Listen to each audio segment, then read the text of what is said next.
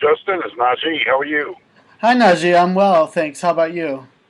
I'm doing good, man. How's it going? I know some of your history as far as, you did study a lot, obviously, and you had a good amount of touring experience with other greats before you released your first album. But I was just kind of wondering if you could sort of, I don't know, give a summary of maybe the few years leading up to your debut album. Like, were you on a path to looking for a record deal? Were you focusing on a certain type of performing, or what was kind of going on in those few years before you actually released Najee's theme?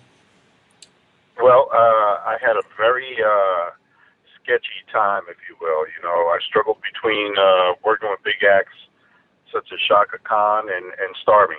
Uh huh. When Najee's theme came about, it was a result of doing a lot of session work in the New York area. Mm-hmm. And just trying to figure out from gig to gig how to survive. As you know, Right. living in New York is very expensive, and Yeah. and so man, honestly, I had to hold on, and then the opportunity presented itself through a company called Hush Productions back then, who had artists like Freddie Jackson and Melba Moore and Mm-hmm. Ray Goodman and Brown, Kashif, Meli'sa Right. Morgan, and so that's pretty much how it came about. It was an invitation to do a record. Basically, the first album was really a collection of demos, man. And Uh we huh. got a $60,000 budget to record demos, and Capital EMI put it out, and we had a gold record in 3 months. It's just Now, yeah. did was it something like Bo Huggins saw you performing and said we'd like to sign you, or how did you actually meet the Hush Productions people?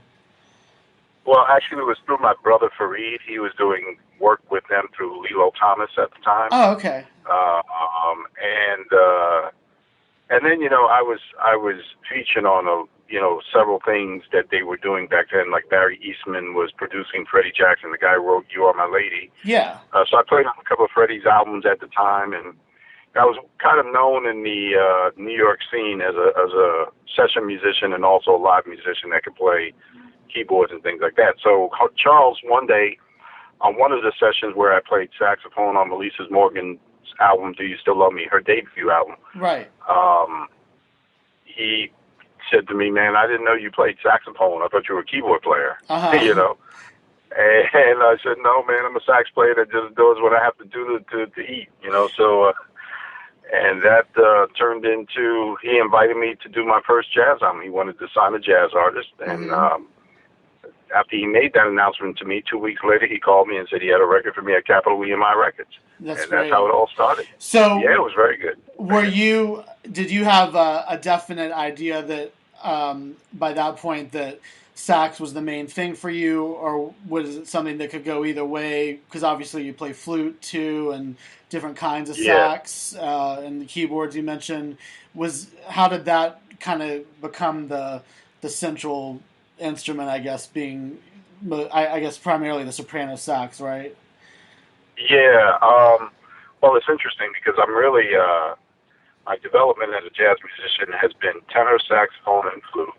Okay. But at the time, soprano was it was the dominant instrument in the genre of music I was doing. Kenny Mm, G and George Howard and Ronnie right. Laws Grover.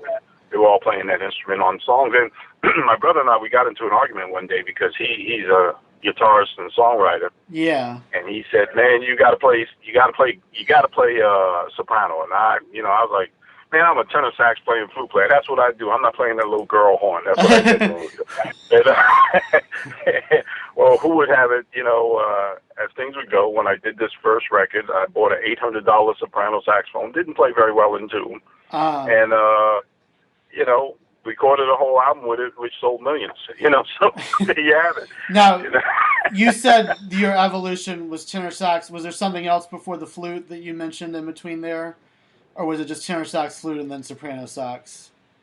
Yeah, it was actually tenor sax, alto sax, and flute Oh, is my alto in main. between. My, Okay. yeah, and Um, then soprano came later. Now, you mentioned you had done the album was made up largely of demos you had done, and so I was interested to know because there were some interesting people you worked with on the album. Some still with us, some not. Like some names that stood out to me would be, for instance, the late Wayne Brathwaite, and also Yes. Ronnie Song. I know played a big part of it, Mm-hmm. producing some of it. Can you He did. talk about some of that? I guess. Well, I guess what the first part of that maybe would be you largely produced the album with a guy named Charles Elgart, I believe. So Yes. how did you guys like?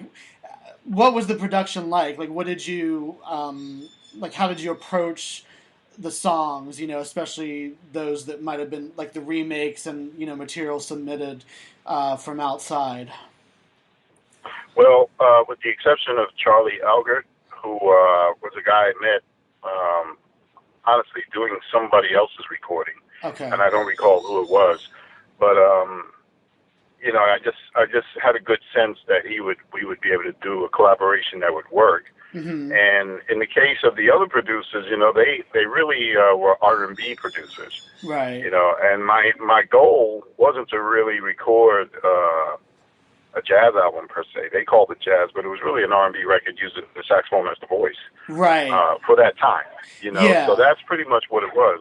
And as a result of that, it was in hindsight that was a great decision on my part. Not bragging, but Right. you know, No. from a marketing standpoint, it was mainly an R&B audience that established me. Yeah. And they converted over to jazz. Later on, they called it contemporary jazz, and they called it smooth jazz and all that stuff. But really, the world called what I did back then jazz, but it really wasn't jazz in my mind. In my mind, it was Right. R&B, with a saxophone voice. So I was curious because the title song, Najee's Theme, that was one that Ronnie wrote, right? Yes, actually, Roddy came up with the title.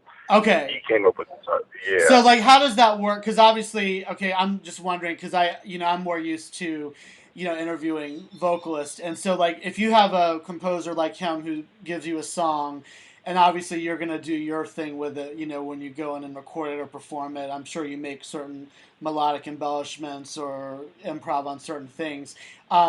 Was there like a certain like? Did you ask him, "Hey, I want you to write something that evokes this mood for me," or did he just have a song lying around that he said, I think this would be good for you to play on sax? Or how did that kind of thing come together, if you remember? He was just excellent at being able to just come up with ideas. Okay. And, he was one of those guys, man, whatever he came up with worked. Uh-huh. Yeah. And so it always felt good. And that's how that came about. One day I went in the studio and he had already laid down a basic track, and when I heard it, it sounded incredible to me. So Uh-huh. I put the melody on top, and that's how it all started. It just kind of fell in place. Honestly, there was really no plan. Yeah. I mean, they were really like demos. And Bo Huggins, who was the A&R guy at A&R part of Hush Productions, right. He just had a natural, intuitive feel for things, Mm-hmm. And he said, "Listen, man, I think we should call the album Najee's Theme," And Yeah. I remember not feeling totally 100% about that, but in hindsight, he knew what he was talking about because he was right.